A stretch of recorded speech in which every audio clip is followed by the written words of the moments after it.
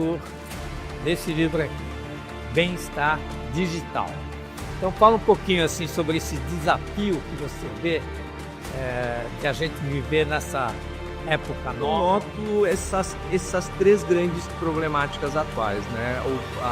O aumento da ansiedade, da distração e da desconexão na interação online, né? Porque aquilo que nós dizemos online, ele fere ou eleva alguém da mesma forma. A gente tem que chegar de novo, né, na questão que acontece muito hoje nas famílias.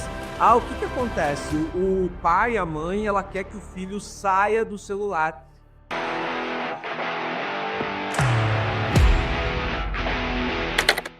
Boa noite, tudo bem? Eu sou o Anderson e este é o programa Ernesto Responde, com Ernesto Abercor e os seus convidados. Muito obrigado pela sua audiência.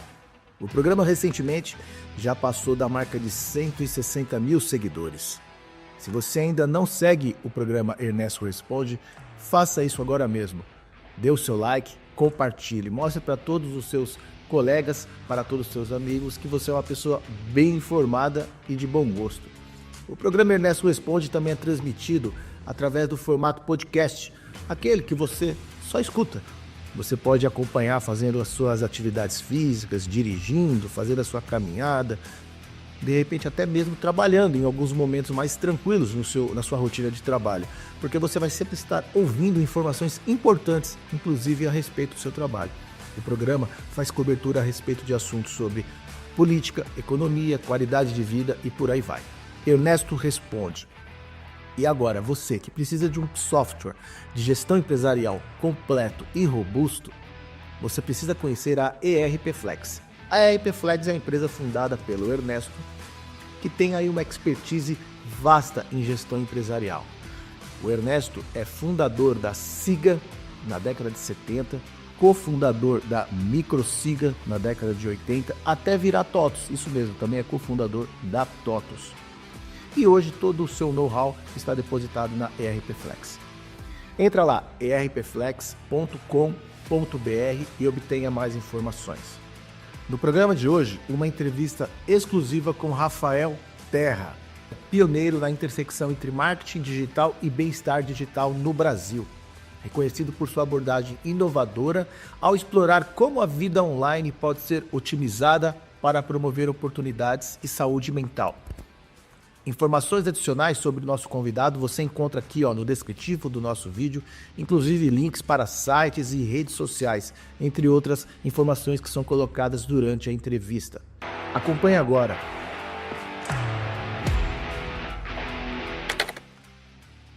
Pessoal, hoje eu estou aqui com o Rafael Terra, que é autor desse livro aqui, Bem-Estar Digital, que fala exatamente de toda essa transformação que nós estamos vivendo e que realmente, aonde a gente vai hoje, a gente tem que apertar um botão, tem que olhar numa tela, tem que responder e está tudo automatizado.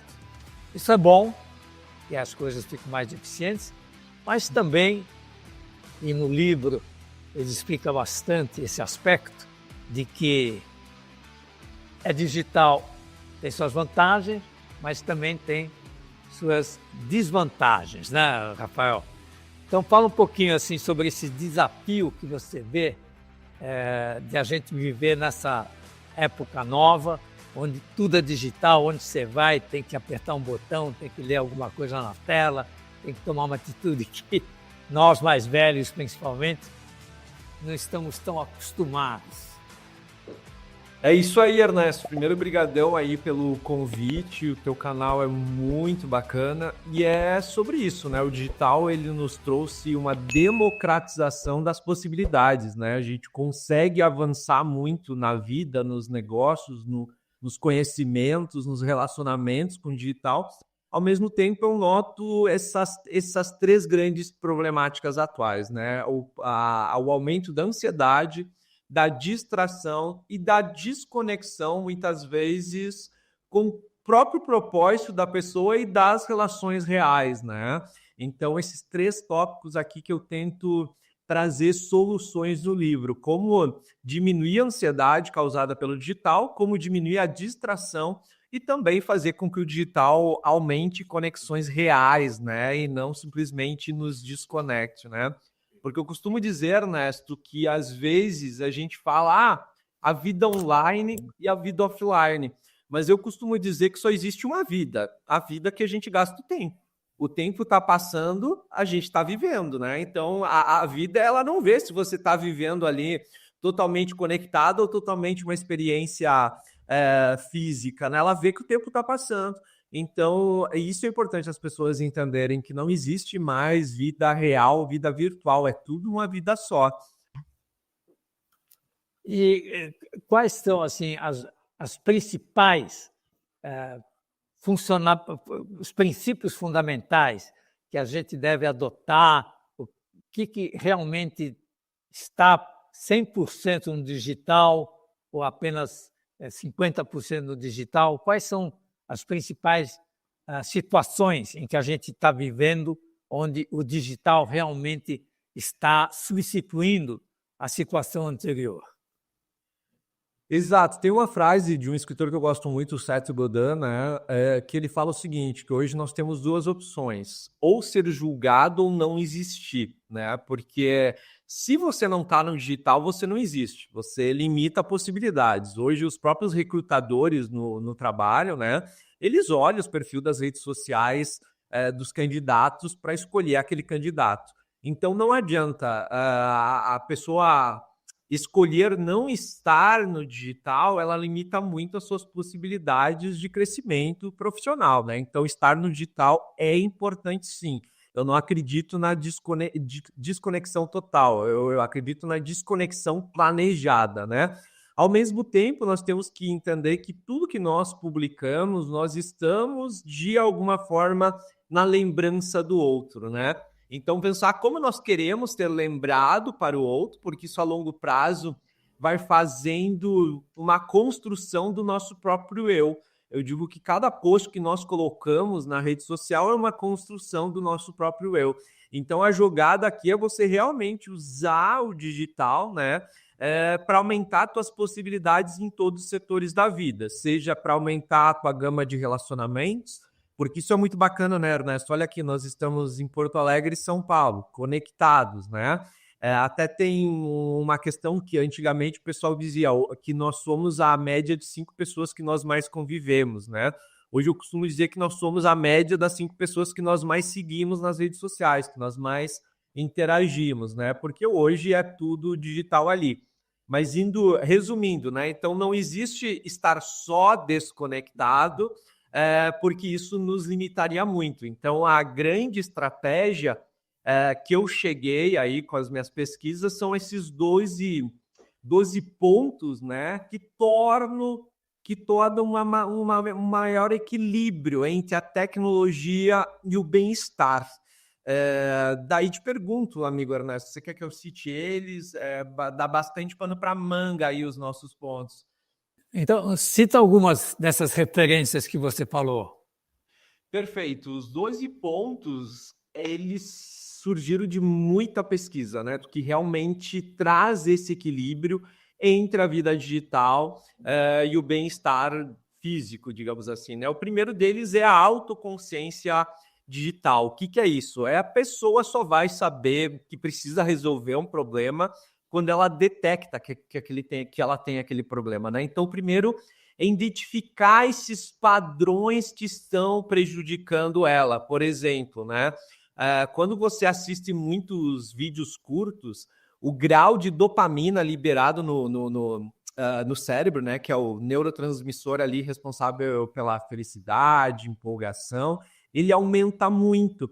Então, as chances de alguém ficar viciada em assistir muito vídeo curto é muito grande. Então, começa a detectar aqueles comportamentos padrões de uso das redes sociais. Isso é autoconsciência, né?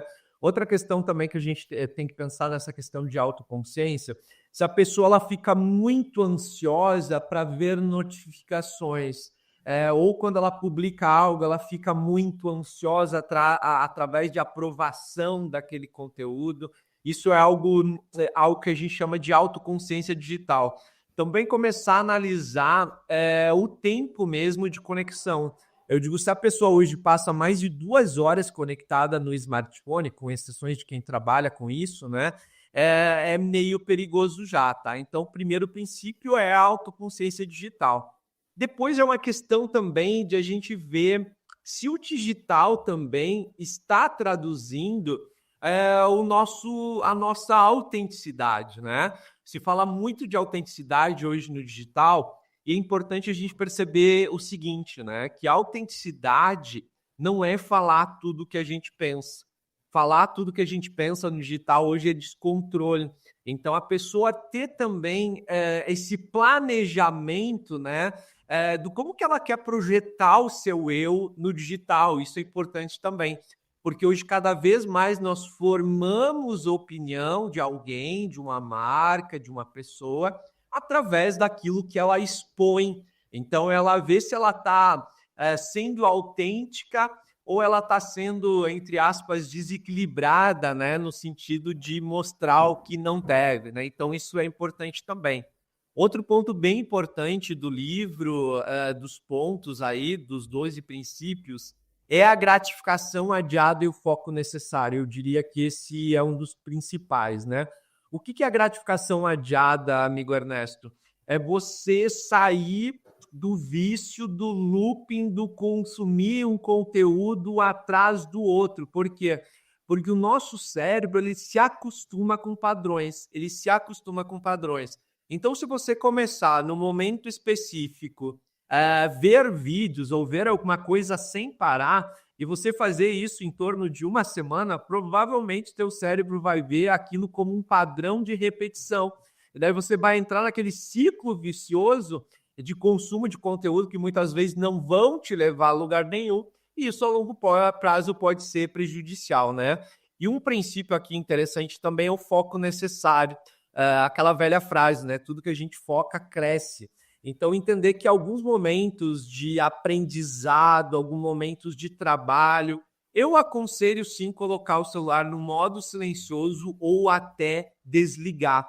Porque já teve um momento, Ernesto, que eu mesmo já me orgulhei, né, de ser aquele profissional de responder todo mundo muito rapidamente e fazer tudo ao mesmo tempo. Só que a gente vai concluindo, né, que isso é prejudicial ao longo do tempo. Que é melhor você ter um horário para responder e-mail, um horário para responder as mensagens, um horário para relacionamento com o cliente. Isso vai tornando, né, a vida com mais bem-estar. Ela te traz aquele peso da agilidade, né? Porque, afinal de contas, né, Ernesto, não somos máquina, né? E o que você recomenda? Porque eu acho que de tudo que a gente tem hoje disponível, realmente o YouTube é o ponto mais importante.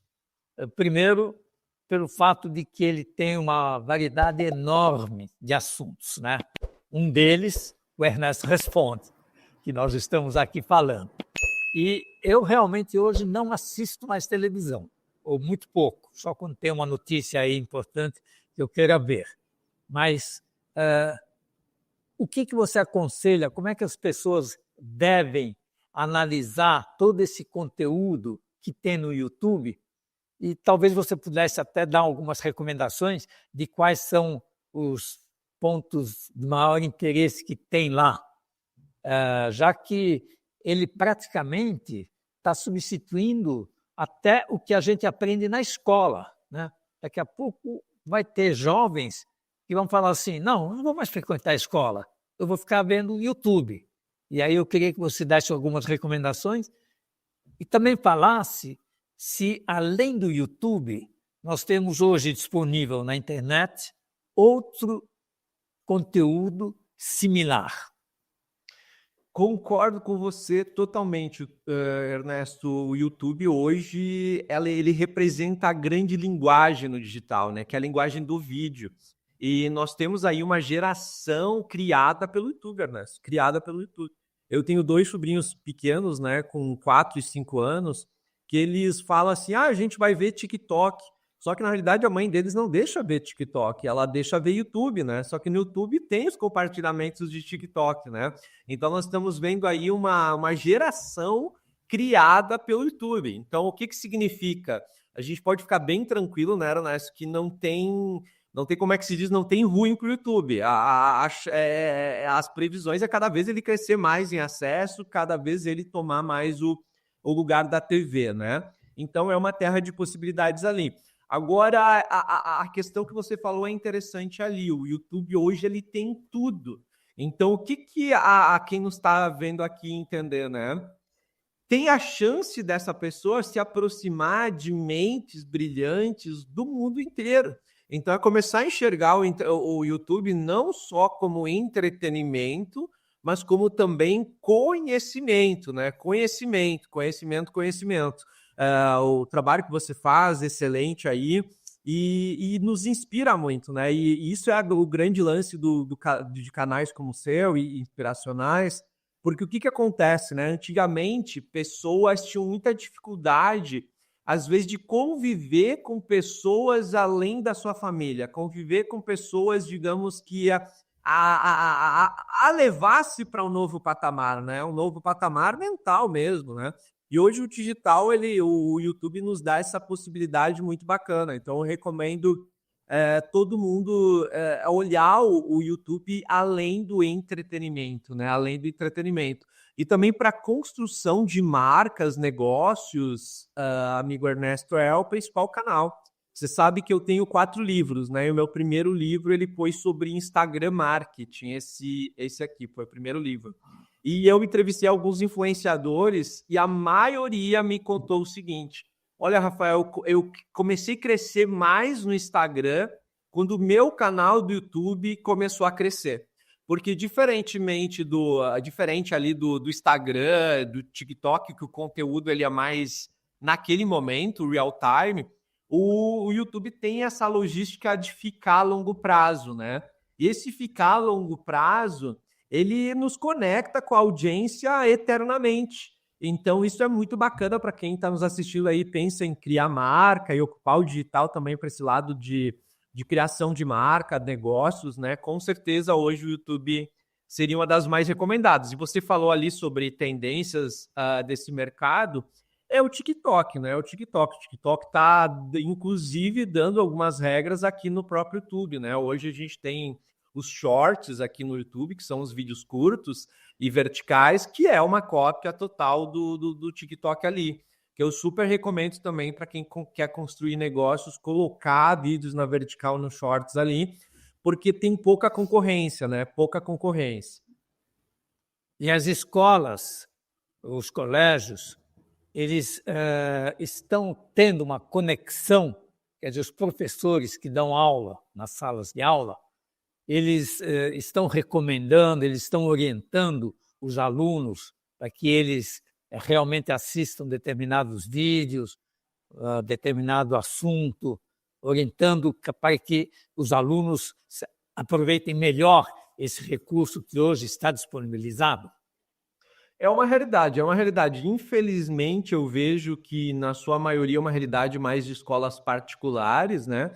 Mas a maioria das escolas hoje tem a cadeira chamada Educação Digital, né? Que é justamente dar os primeiros passos aí com esse pessoal mais novo, né, no digital. E daí entra muito, né, Ernesto, uma das questões aqui que eu abordo no livro também, que eu vejo as escolas abordando muito, que é a questão da empatia digital, né?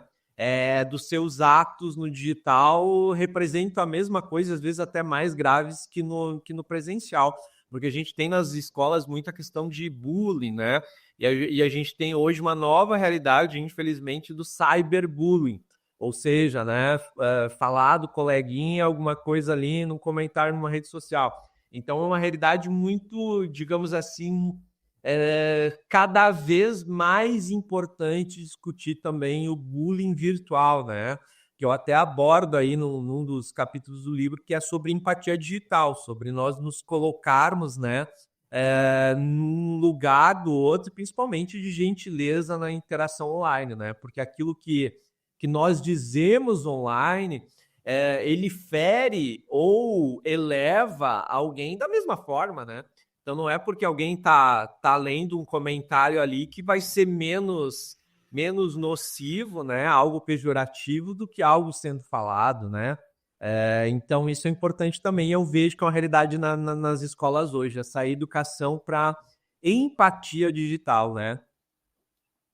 E também as escolas talvez até incentivar que os jovens comecem a criar os seus próprios vídeos e divulgar esses vídeos no YouTube ou nas outras possibilidades que existem, para que eles sintam que cada um de nós pode ensinar alguma coisa para os outros.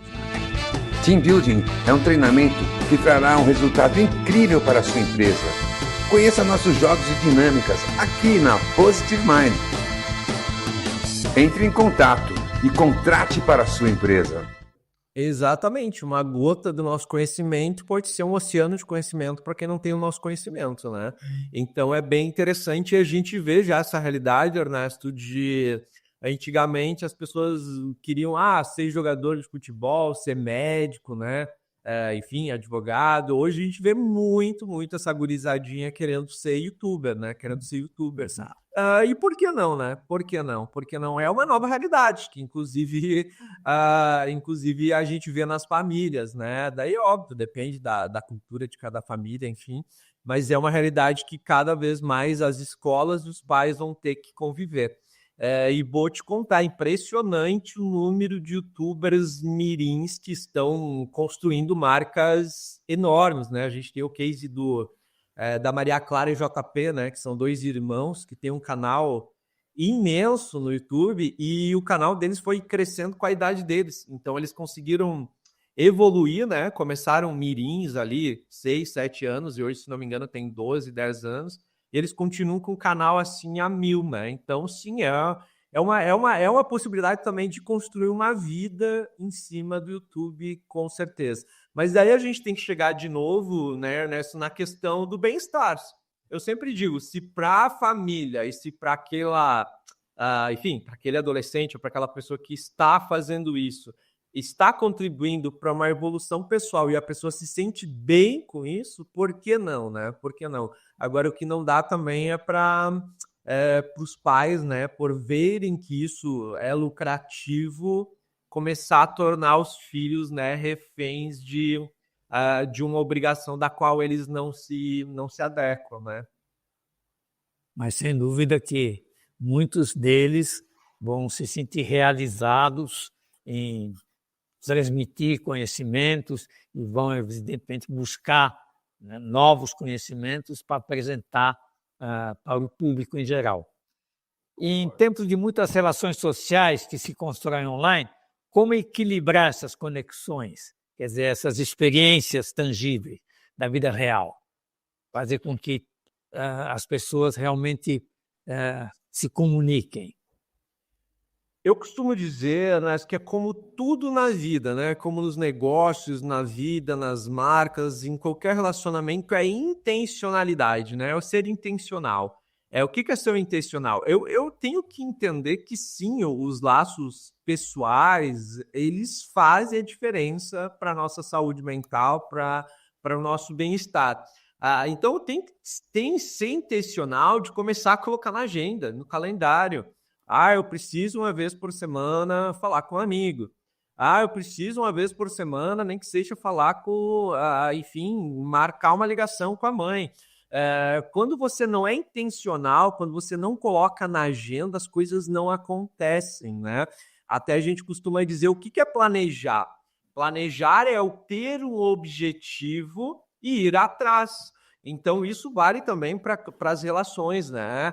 Então, é você começar a ter essa intencionalidade, né, de algumas questões que você está deixando de lado, muitas vezes por causa do digital, né? E começar a colocar isso em pauta, sabe? Então, por isso que a intencionalidade, ela vem muito com a autoconsciência digital.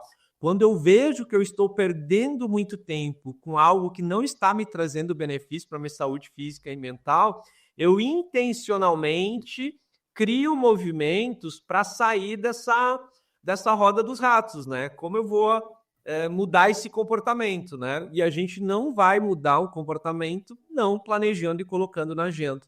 Então, eu defendo muito, muito mesmo ainda a questão da agenda, do calendário. Ele faz a diferença no longo prazo, sim. Quer dizer, então, como você coloca no livro, a gente não deve exagerar, né, no digital. A gente também tem que lembrar que a vida fora do digital ainda é importante. Exato, e tu sabe, Ernesto, que isso acontece muito quando nós vamos viajar, né? Você vai fazer uma viagem ali. Tem momentos, sim, que a gente vai querer fazer uma foto bonita, enfim, um videozinho e tal, mas tem momentos que você precisa, nossa, eu quero pedalar, andar de bicicleta, eu quero fazer alguma coisa, eu vou deixar o celular em casa, né?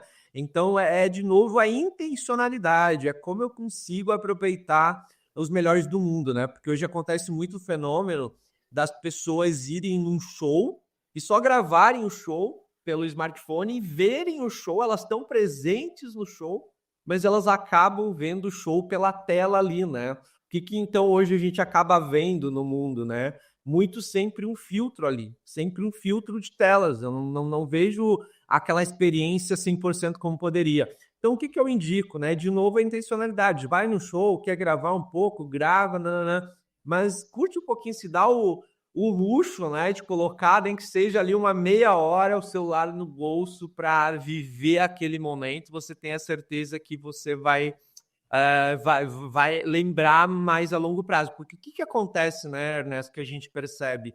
No longo prazo, o ser humano, ele só lembra das histórias impactantes que viveu. Ele não lembra das fotos que tirou, ele não lembra do vídeo que fez, ele lembra das histórias que viveu, né? Então, muitas vezes, ele pode lembrar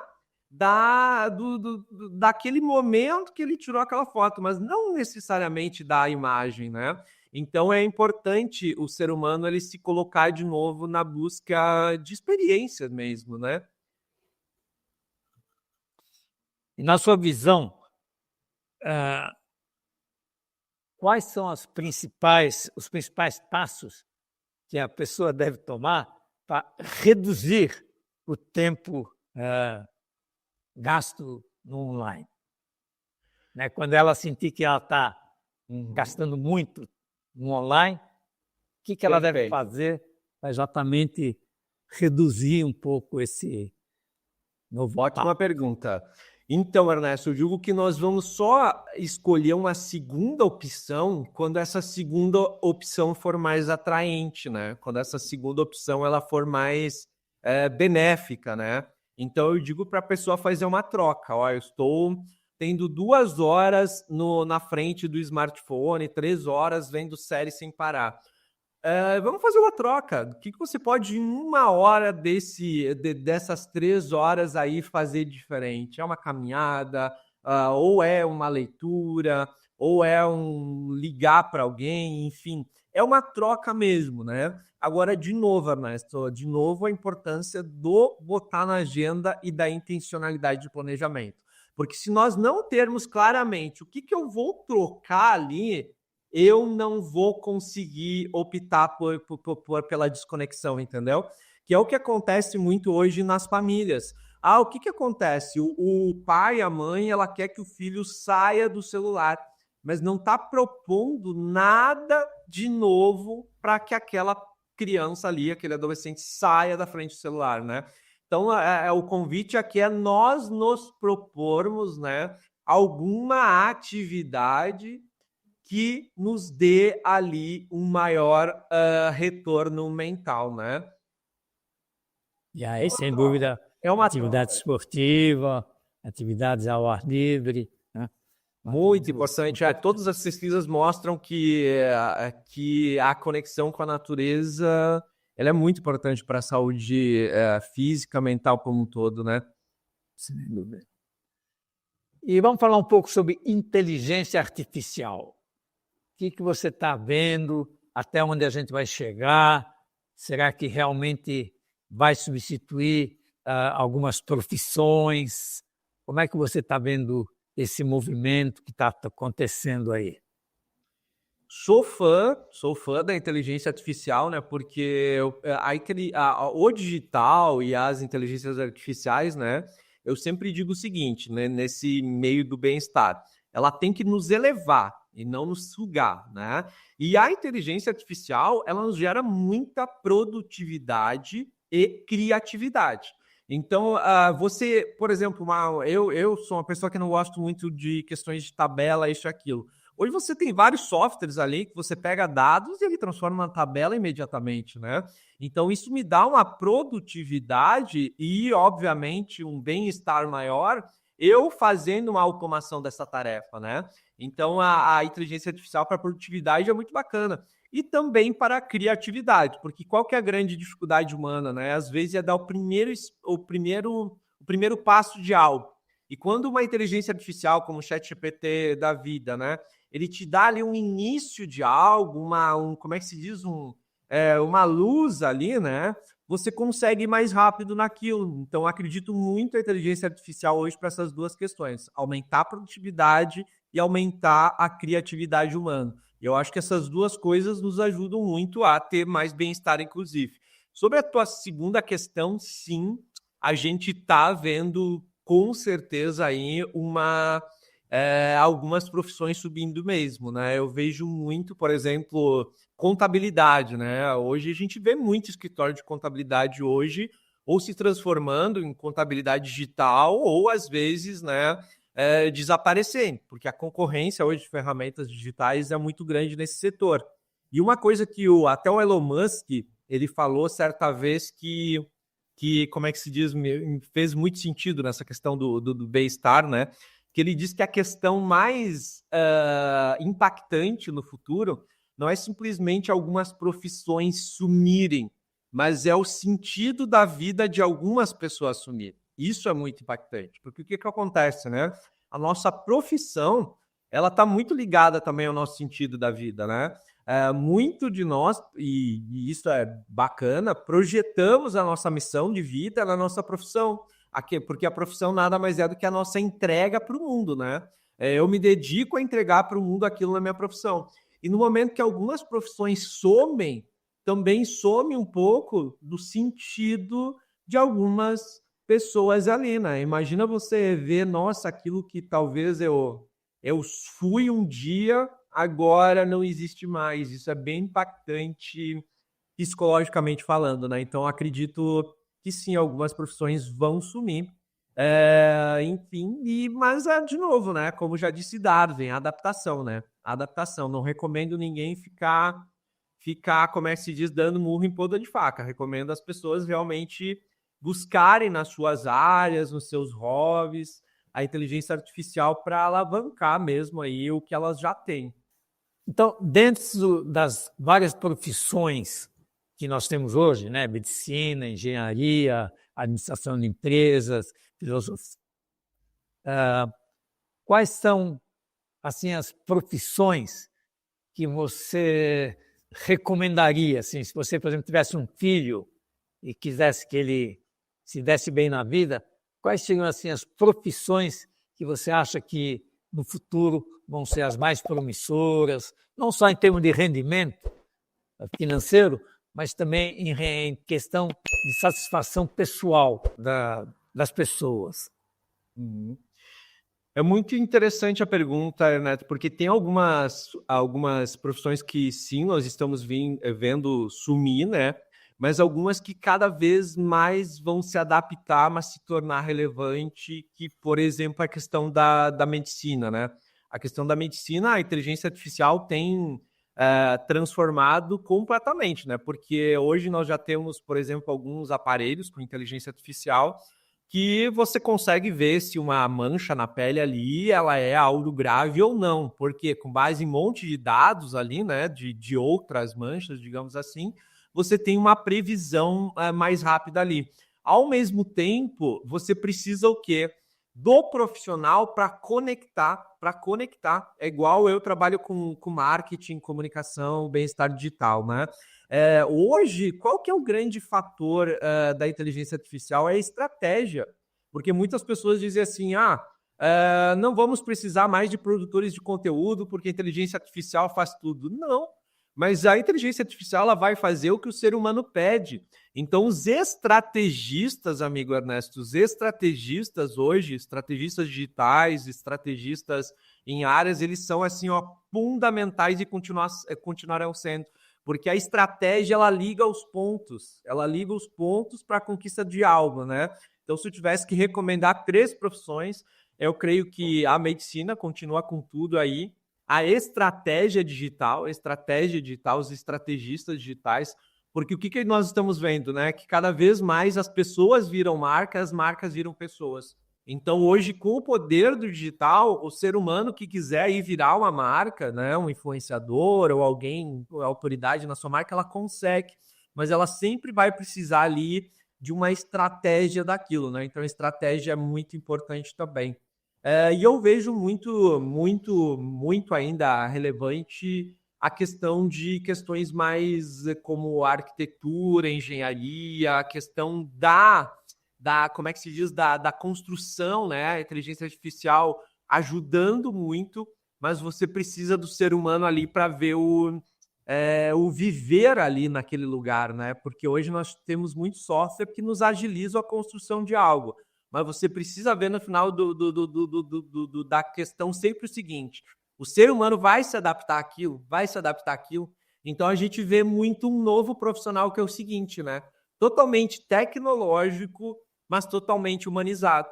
Porque se você só tem a tecnologia, a inteligência artificial, você vai fazer muita coisa, às vezes, rápida, produtiva, mas que no final das contas não vai fechar com aquilo que o humano vai ter bem-estar, né? Então, eu diria que profissões humanas digitalizadas vão se dar muito bem.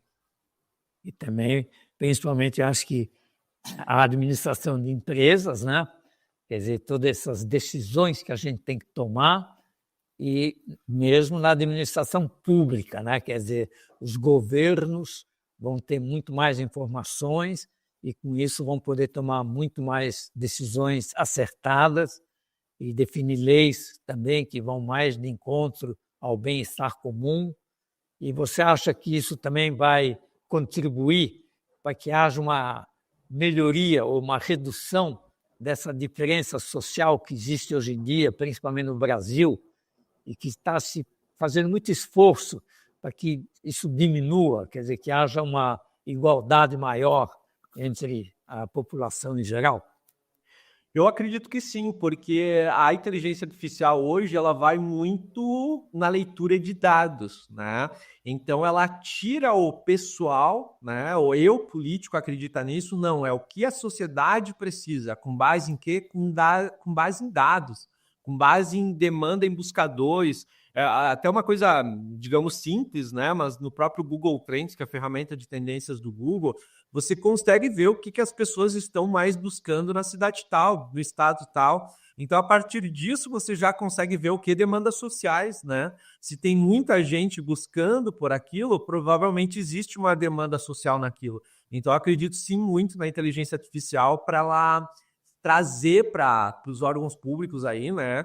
Decisões baseadas em dados, naquilo que realmente as pessoas precisam, e não naquilo que, enfim, eu, pessoa solo, penso, né? Porque às vezes a gente é como os negócios, você é dos negócios ainda, né? É aquela velha questão, né? Não se apaixonar pelo problema, e sim pela solução. Quer dizer, é o contrário, né? Não se apaixonar pela como é que se diz, pela solução, mas sim pelo problema, né? Qual problema real as pessoas têm, né? Isso os dados nos ajudam muito. Eu acho que o que vai acontecer é que as pessoas mais simples, sem cultura, elas vão conseguir, com toda essa tecnologia, com toda a inteligência artificial, chegar mais perto daquelas pessoas mais desenvolvidas com mais facilidade. E com isso nós vamos ter realmente uma melhoria na igualdade de conceito de vida, de possibilidades de obter as coisas entre todos, independente, vamos dizer assim, da educação que ele possa vir a ter. E com isso nós vamos atingir uma igualdade social mais equilibrada do que nós temos hoje. Concordo, e o digital, ele traz muito isso, né? Essa democratização. Agora, tudo a gente esbarra numa questão, né, Ernesto? Que é a grande questão. A pessoa, ela às vezes não vai dar o próximo passo se ela não tiver aquele conhecimento, né? E mostra de novo como canais como o seu, tudo que inspire, né?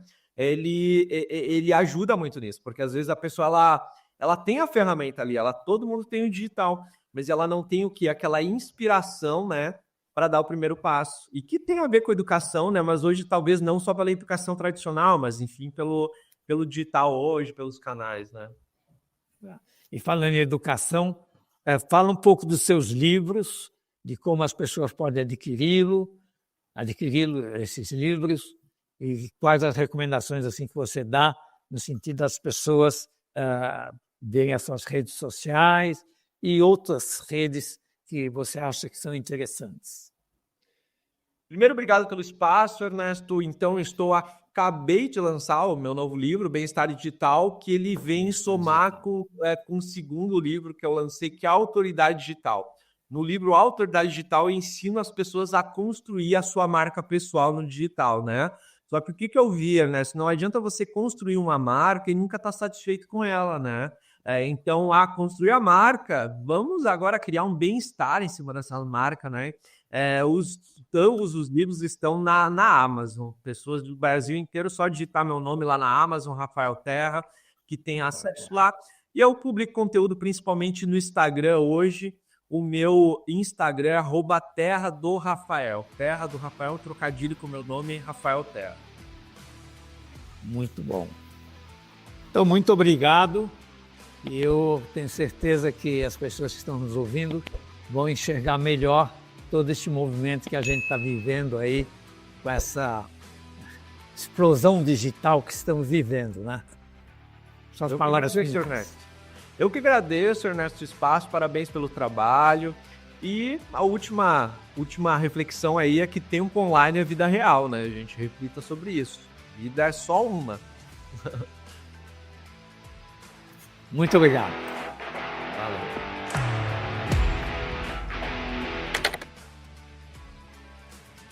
Mais uma vez, muito obrigado pela sua audiência e até a próxima semana.